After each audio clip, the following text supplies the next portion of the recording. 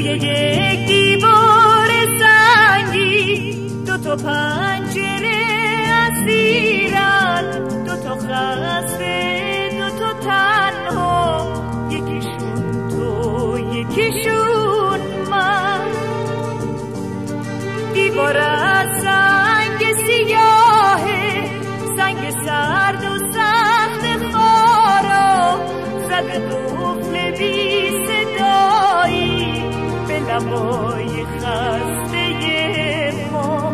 نمیتونیم که به جنبی زیر سنگی دیوار، همه عشق من و تو قصه هست قصه دیدار.